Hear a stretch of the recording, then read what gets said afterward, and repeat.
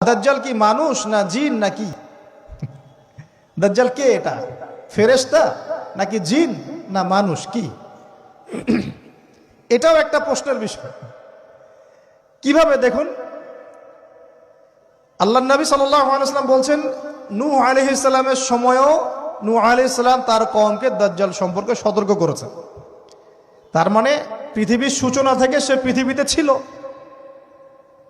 এবং সে বের হবে শেষ জামানায়, এবং বের হয়ে সে তার অনুসারীদেরকে নিয়ে বিশ্বটাকে শাসন করবে। তার মানে অনেক লম্বা একটা হায়াত সে পেয়েছে। কোন জাতি এত লম্বা হায়াত পায় বলেন তো? কোন জাতি মানব জাতিকে এত লম্বা হায়াত পায়? এ একটা মিস্টেরিয়াস ক্যারেক্টার দাজ্জাল। সে কি? তারপরে দেখুন, নবী সাল্লাল্লাহু আলাইহি ওয়াসাল্লাম একটা হাদিসের মধ্যে বলেছেন যে তাকে ওই তামিম দারির ওই দ্বীপে বন্দী করে রাখা হয়েছে। আপনারা হাদিসটা জানেন? দ্বীপে বন্দী থাকা অবস্থায় তাকে সাহাবীরা দেখেছেন অনেক বিশাল আকৃতিতে, ঠিক আছে? এবং সাহাবীদেরকে সে প্রশ্ন করছিল, তামিম দারিকে প্রশ্ন করছিল যে বাইসানের খেজুর বাগানে খেজুর কি ধরে? বলে হ্যাঁ ধরে। সে বলছে অচিরেই আর ধরবে না। তারপরে বলছে তাবারিয়া হ্রদে কি পানি আছে? সাহাবীরা বলছেন আছে। বলছে অচিরেই পানি থাকবে না। তোমাদের ওই উম্মি নবীর কি খবর? তখন সাহাবীরা বলছেন যে তিনি মক্কা থেকে মদিনায় হিজরত করে এসেছেন, বদরের যুদ্ধ হয়েছে, বালতির মতো তার অবস্থা, একবার এদিকে পাল্লা ভারী হয় একবার এদিকে পাল্লা ভারী হয়। মানে বদরে জিতেছেন, উহুদে বিপর্যস্ত হয়েছেন। তখন এই ব্যক্তি বলছে যে তোমাদের জন্য উত্তম হবে ওই ব্যক্তির অনুসরণ করা। দাজ্জাল এই কথা বলছে, তোমাদের জন্য উত্তম হবে ওই উম্মি নবীর অনুসরণ করা। তখন সাহাবীরা জিজ্ঞাসা করছেন আপনি কে? তো সে বলছে যে আমি হচ্ছি দাজ্জাল। আমাকে অচিরেই এখান থেকে মুক্ত হওয়ার অনুমতি দেয়া হবে, তখন আমি এই পৃথিবীটাকে শাসন করব। তো এখানে সাহাবীরা দেখে আসছেন, যারা দেখে আসছেন তারা পরে ইসলাম কবুল করেছেন। তখন তারা মুসলিম ছিলেন না, খ্রিস্টান ছিলেন। কথা বুঝতে পারছেন? তাহলে এখানে আমরা তাকে একটা বিশাল দেহি দেখলাম, শিকল দিয়ে বন্দী। আবার নবী সাল্লাল্লাহু আলাইহি ওয়াসাল্লাম একদিন মদিনার মধ্যে উমর রাদিয়াল্লাহু আনহুকে নিয়ে হাঁটছেন, সহিহ মুসলিমে আছে। খবর পাওয়া গেল যে মদিনায় একটা যুবক ছেলে আছে, ইহুদি মায়ের সন্তান একটা যুবক ছেলে, যার চুলগুলা কোকড়ানো, চোখটা একটু ফোলা, যার আলামতগুলো দাজ্জালের সাথে মিলে যাচ্ছে। তখন নবী সাল্লাল্লাহু আলাইহি ওয়াসাল্লাম ওমর ইবনুল খাত্তাবকে নিয়ে ওদের বাসায় গেলেন। দেখলেন খেজুর বাগানে সে বসে আছে। মনোযোগ দিন। এবার নবীজি গিয়ে বললেন যে তুমি কি দেখো? সেই ছেলেটা বলছে আমি আরশ দেখি। আরশ বোঝেন? সিংহাসন। কোথায় তোমার আরশ? সেই ছেলে বলছে পানির উপরে। কোথায়? পানির উপরে। নবীজি বলছেন তুমি তো তাহলে শয়তানকে দেখো। নবীজি বলছেন তুমি কি বিশ্বাস করো যে আমি শেষ নবী? সেই ছেলে বলছে আপনি কি বিশ্বাস করেন যে আমি নবী? কি বুঝতে পারছেন কথা আমার? নবীজি বলছেন তুমি কি বিশ্বাস করো যে আমি শেষ নবী? সেই ছেলে বলছে আপনি কি বিশ্বাস করেন যে আমি নবী? উমর রাদিয়াল্লাহু আনহু তরোয়ালের খাপ খোলা সারা। তিনি বললেন যে ইয়া রাসূলুল্লাহ অনুমতি দেন, এর গর্দানটাকে নামাই দিই, বেয়াদব, আপনার সাথে বেয়াদবি করছে। তখন নবী সাল্লাল্লাহু আলাইহি ওয়াসাল্লাম বললেন দাআহু ইয়া ওমর, তাকে ছেড়ে দাও। যদি সে সত্যিকার অর্থেই দাজ্জাল হয়ে থাকে, তুমি ওমর তাকে হত্যা করতে পারবে না। কেন হত্যা করতে পারবেন না? কারণ দাজ্জালের নিহত হওয়া লেখা আছে ঈসা আলাইহিস সালামের হাতে। কার হাতে? ঈসা আলাইহিস সালাম যখন আসবেন, এই প্যালেস্টাইনের বাবে লুদ নামক জায়গায় দাজ্জালকে মারা হবে। ঠিক আছে কথা? তাহলে ওমর তুমি তাকে হত্যা করতে পারবে না। আর যদি সে দাজ্জাল না হয়ে থাকে, নিরপরাধ মানুষকে হত্যা করে কোনো লাভ নাই। এখানে চান্স নেওয়া হলো 50-50। এক হাদিসে আপনি দেখছেন নবীজি বলছেন নূহ আলাইহিস সালাম তার কওমকে দাজ্জাল সম্পর্কে সতর্ক করেছেন। এক হাদিসে নবীজি বলছেন সে বের হলে 40 দিন বিশ্ব শাসন করবে। প্রথম দিন 1 বছর, দ্বিতীয় দিন 1 মাস, তৃতীয় দিন 1 সপ্তাহ, বাকি দিন আমাদের মতো।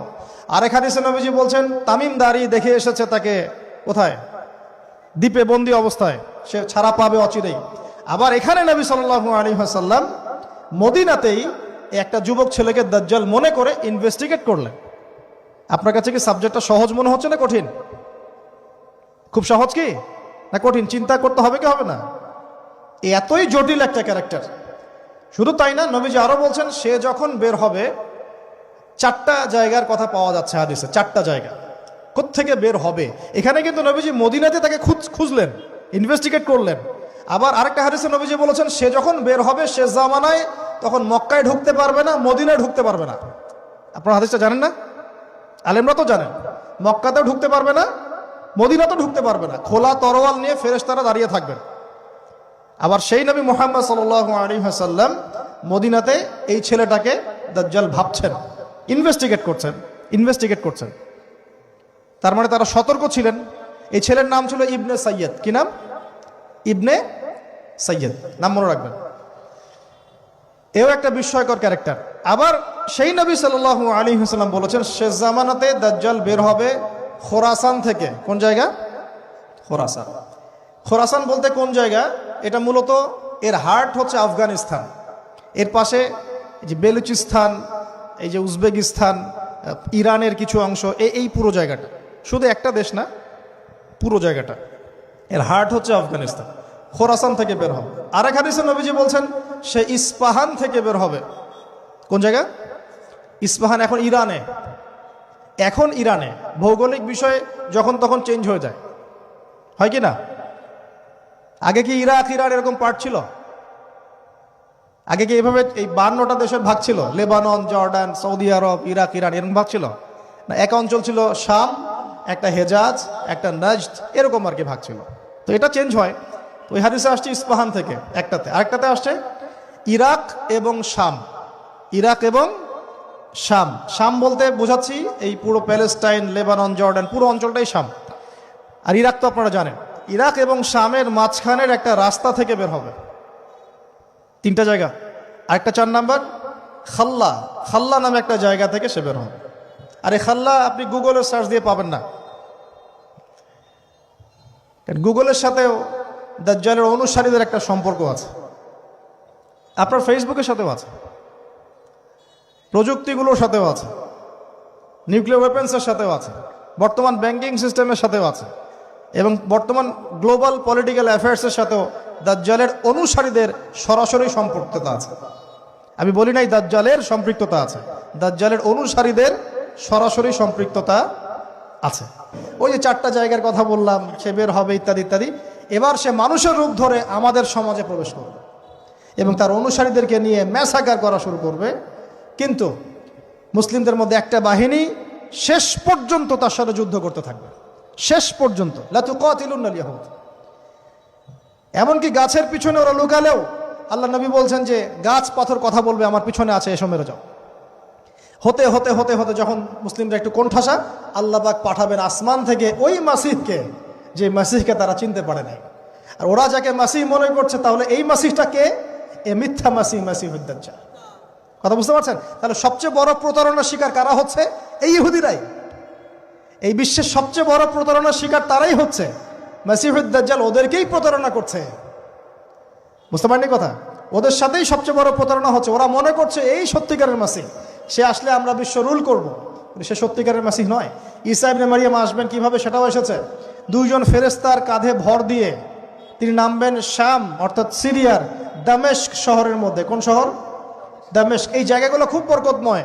আল্লাহ নবী দোয়া করেছেন, আল্লাহ শামে বরকত দাও, আল্লাহ ইয়েমেনে বরকত দাও, আল্লাহ শামে বরকত দাও, আল্লাহ ইয়েমেনে বরকত দাও। আর মুসলমানরা বলছিল আল্লাহ রসুল আমাদের নাজদেও বরকত দিতে বলেন, আমাদের নাজদেও বরকত দিতে বলেন। আল্লাহ নবী বলছেন যে নাজদে বরকত না, বরং ওখান থেকে ভূমিকম্প বের হবে, ওখান থেকে শয়তানের শিং বের হবে। চিন্তা করেন, ওই যে বললাম নাজদিরা তুর্কিদের বিরুদ্ধে যুদ্ধ করেছিল, অটোম্যান এম্পায়ারের বিরুদ্ধে যুদ্ধ করেছে ব্রিটেনের সাথে হাত মিলিয়ে। ওরাই এখন সারা বিশ্ব, বাংলাদেশে এদের লেসপেন্সার আছে বহুত, বাংলাদেশে এদের বহুত লেসপেন্সার আছে। তারা বলে ওই যে দেখবেন যে যখনই আমরা এগুলো নিয়ে আপনাদেরকে সচেতন করতে চাই, মানে এরা তো খারাজি হয়ে গেছে, উগ্র হয়ে গেছে, এই হয়ে গেছে, সেই হয়ে গেছে, এভাবে করে গভর্নমেন্ট প্রশাসন সবার কাছে আমাদেরকে বিতর্কিত করার চেষ্টা করে। অথচ আমরা কি কারো শত্রু? আমরা কি এই আলোচনাগুলো করে ওয়ার্ল্ডের প্রেক্ষাপট বদলাতে পারবো? পারবো না। কিন্তু আমাদের প্রজন্মকে আমরা জানাতে তো পারবো, যাতে তারা আত্মবিশ্বাসী হয়ে গড়ে ওঠে যে আমরা এই নতজানু মনোভাব নিয়ে পৃথিবী থেকে যাবো না ইনশাআল্লাহ। আমরা পৃথিবী থেকে মাথা উঁচু করেই যাবো ইনশাআল্লাহ। মুসলিমদের হাতেই বিশ্বের বিজয় লেখা আছে। আস্তে আস্তে বিশ্ব ওদিকে যাবে, এটা তো ওদেরকে জানতে হবে। আমরা তো ওদেরকে জানাচ্ছি মাত্র। তো নাশ থেকে বের হবে শয়তানের শিং, এটা বলা হয়েছে। যাই হোক, এখন ঈসা ইবনে মারইয়াম আসবেন এই সিরিয়ার দামেস্ক। চুল দিয়ে টপ টপ করে পানি পড়তে থাকবে, মুক্তা ঝরছে এরকম পানি। তার নিঃশ্বাস যতদূর পর্যন্ত যাবে ততদূর পর্যন্ত কাফেররা মরতে থাকবে। সুবহানাল্লাহ। এমনকি তিনি খুঁজতে খুঁজতে দাজ্জাল পর্যন্ত আসবেন। দেখবেন যে মুসলিমদেরকে অবরুদ্ধ করে রাখা হয়েছে, বলবেন দরজা খুলে দাও। নামাজের ওয়াক্ত হবে, আজান দেওয়া হবে, ফজরের ওয়াক্ত। ভাই, আমরা যদি ফজর মিস করি, আমরা আসলে ওই বাহিনীতে যোগ দিতে পারবো না। বেঁচে থাকলেও জানি না আমরা অত বছর থাকবো কিনা পৃথিবীতে, আল্লাহই ভালো জানেন, এটা আমরা জানি না। কিন্তু এই বিজয় সুবহে সাদিকের সময় লেখা আছে। আজান হয়ে যাবে, ইমামুল মাহদি তাকে বলবেন ইমামতি করুন আপনি। ঈসা ইবনে মারইয়াম বলবেন না, এই উম্মতের জন্য ইমামতির অধিকার দেয়া হয়েছে। বলেন সুবহানাল্লাহ। তিনি ইমামতি করবেন না, বরং মুক্তাদি হবেন। দরজা খুলে দাও, নামাজ শেষে দরজা খুলে দেওয়া হবে। দাজ্জালকে খুঁজতে খুঁজতে খুঁজতে এই প্যালেস্টাইন, এই জেরুজালেমের বাবে লুদ নামক জায়গায় তিনি পৌঁছাবেন। সেখানে দেখবেন মাসিহুদ দাজ্জাল আছে। দাজ্জাল তাকে দেখার সাথে সাথেই লবণের মতো গলতে শুরু করবেন। সেখানে তিনি তাকে হত্যা করবেন। একজন একজন করে এই সন্ত্রাসী যারা এখন এই নিরীহ মানুষদেরকে হত্যা করছে, এদেরকে হত্যা করা হবে একজন একজন করে, একজনকে ছাড়া হবে না।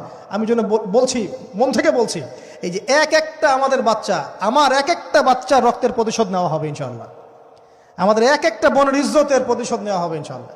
এক একজন ভাইকে যে বুলেট ছোড়া হয়েছে, এর প্রতিশোধ নেওয়া হবেই হবে ইনশাআল্লাহ।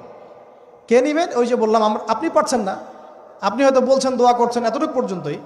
ইনশাআল্লাহু তাআলা আল মাহদি আর ঈসা ইবনে মারইয়াম সেটা করে দেখাবেন ইনশাআল্লাহ। তারপরে সেখান থেকে তিনি ইসলামী খেলাফা রিস্টোর করবেন। 40 বছর তিনি পুরো বিশ্বকে শাসন করবেন। কত বছর? তখন অবস্থা এত সুখ সমৃদ্ধির হবে, একটা ডালিমের খোসার নিচে একটা পরিবার আশ্রয় নিতে পারবে। একটা ডালিম দেখেছেন কতটুকু? এটা বড় হবে, বড়, এর নিচে আপনি ঢুকতে পারবেন, এত বড় ফল হবে। উর্বর হবে মাটি, সবুজ শ্যামল, বৃষ্টিপাত বেশি হবে, এগুলো হতে থাকবে। এর মাঝখানে আবার ইয়াজুজ মাজুজ বের হবে। ইয়াজুজ মাজুজ বের হওয়ার পরে পৃথিবী ম্যাসাকার করবে। তারা এমনভাবে পৃথিবীতে ম্যাসাকার করবে যে ঈসা আলাইহিস সালাম এবং তার অনুসারীরা তুর পাহাড়ে গিয়ে লুকাবেন, আত্মগোপন করবেন, এবং তাবারিয়া হ্রদের পানি তারা খেয়ে ফেলবে। পরের দল এসে বলবে কোনো এক সময় মনে হয় এখানে পানি ছিল, মানে পানি সব খেয়ে সাবার করে ফেলবে। আর বুঝতে পারছেন? ঈসা আলাইহিস সালাম দোয়া করবেন, আল্লাহ এই আযাব থেকে আমাদেরকে তুমি বাঁচাও।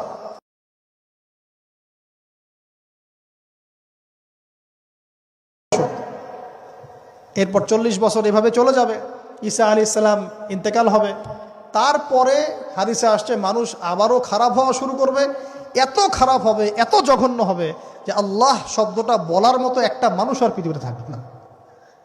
একটা মিষ্টি মৃদু একটা বাতাস আসবে, এই বাতাস মুমিনদের বগলের নিচ দিয়ে প্রবাহিত হবে, এবং যার অন্তরে এক সরিষা দানা পরিমাণ ঈমান আছে, ওই বাতাসে তার জান কবজ হয়ে যাবে। বাকি থাকবে সব এই যে গরু, ছাগল, হাঁস মুরগির মতো মানুষ, গবাদি পশু। আল্লাহ বলার মতো মানুষ নাই, রাস্তা মোড়ে মোড়ে জেনা করবে। এটা আরো অনেক পরের কথা, অনেক পরের কথা। আমরা ওই যুগ দেখতেও চাই না, বাঁচতেও চাই না ওই যুগে, তাই না ভাই? আল্লাহ পাক বলছেন এরপরে, আল্লাহ রাসূল সাল্লাল্লাহু আলাইহি ওয়াসাল্লাম বলছেন এরপরে একদিন সকালে হঠাৎ করে দেখবে কেনা বেচা করতে করতে, কথা বলতে বলতে, পানি পান করতে করতে, খাবার খেতে খেতে এই যে পশ্চিম দিক থেকে সূর্য উঠে গেছে। তার মানে কি? ওই দিন কিয়ামত হয়ে যাবে। এবং এটা এত ফাস্ট হবে, এত দ্রুত হবে। আল্লাহ রাসূল সাল্লাল্লাহু আলাইহি ওয়াসাল্লাম বলেছেন যে কেউ বাসায় ফিরে যাবে, আহাল পরিবারের সাথে একটা দেখা করবে, এই সুযোগ পাবে না। একদম ইনস্ট্যান্ট ডেথ ছাড়। একটা বজ্রনীনাদ, প্রচণ্ড মানে শব্দ, এটাতে বিকট একটা শব্দে পুরো মহাবিশ্ব তোলপাড় সৃষ্টি হয়ে যাবে, একদম শেষ। এই হলো সিঙ্গার প্রথম ফুক, শেষ, সব ডেট। এই যে আমাদের এত বাহাদুরি, এত কিছু সব শেষ। মানে পৃথিবী আস্তে আস্তে ওর শেষের দিকে যাচ্ছে। এগুলো ভাই বিশ্বাস করেন, পৃথিবীর সমস্ত সংগঠন, জালেম, কাফের, ফাসেক, মুশরিক, মুনাফিক যা আছে পৃথিবীতে, একত্রিত হয়েও এই সত্যটাকে কেউ টলাতে পারবে না। আমরা সারা মুসলমানরা মিলেও যদি এই সত্যটাকে টলাতে চাই, পারবো না। মানে আস্তে আস্তে আলটিমেট গোল এটাই পৃথিবীর। এরপরে কিয়ামত, তারপরে তো আপনারা জানেন কি হচ্ছে। ফামান ইয়ামাল মিসকালা যাররাতিন খায়রান ইয়ারাহ এক চুল পরিমাণ যদি ভালো কাজ কেউ করে থাকে তাকে সেটা দেখানো হবে। ওয়া ইয়ামাল মিসকালা যাররাতিন শাররান ইয়ারা, এক চুল পরিমাণ খারাপ কাজ আমরা কেউ করে থাকলে দেখানো হবে। তবে যারা লা ইলাহা ইল্লাল্লাহ এই তাওহীদের উপর থাকবে, যত বড় গুনাহ করুক না কেন আল্লাহ মাফ করে দিবেন ইনশাআল্লাহ, ইনশাআল্লাহ। কারণ আমাদের জন্য নবী সাল্লাল্লাহু আলাইহি ওয়াসাল্লাম সুপারিশ করবেন। তাই বলে কি আমরা গুনাহ করতে থাকবো এখন? এটা নবী সাল্লাল্লাহু আলাইহি ওয়াসাল্লামের শান, তার মর্যাদা। আল্লাহ রাসূল সাল্লাল্লাহু আলাইহি ওয়াসাল্লাম এই কথা বলে গিয়েছেন যে কবিরা গুনাহগার মুসলমানদের জন্য আমি সুপারিশ করব। তাওহীদের উপর যারা থাকবে ইনশাআল্লাহ জান্নাত, শিরকে থাকলে, কুফরিতে থাকলে জাহান্নাম ছাড়া কোনো গতি নাই। এই হলো পৃথিবীর শেষ। আমরা তো জান্নাতে যেতে চাই কি চাই না ভাই? তাহলে এখন আমরা জানি যে এই অবস্থা কেন হচ্ছে, কেন জেরুজালেম নিয়ে এত কিছু হচ্ছে, কেন ওখানে ওরা এত অত্যাচার করতেছে। ওরা কি চায়? ওরা চায় এই জায়গা শুধু না, পুরা হোলি ল্যান্ডটা দখল করতে চায়। তারা দাজ্জালের জন্য মঞ্চ প্রস্তুত করতে চায়, সোজা কথা। তারা মুসলিমদেরকে সেখান থেকে বের করে দিয়ে ওই জায়গাটা একটা দাজ্জালীয় স্টেট কায়েম করতে চায়। সেখান থেকেই মাসিহুদ দাজ্জাল বিশ্বকে নেতৃত্ব দিবে, এমনটা আসতেছে ভবিষ্যতে। তবে সেই নেতৃত্ব, সেই রাজত্ব, সেই ক্ষমতা চিরস্থায়ী হবে না। মুসলিমরা আবার জেগে উঠবে ইনশাআল্লাহ। ওই জায়গায় ঈসা আলাইহিস সালাম যতক্ষণ খিলাফা কায়েম করছেন না, কিয়ামত হবে না ইনশাআল্লাহ।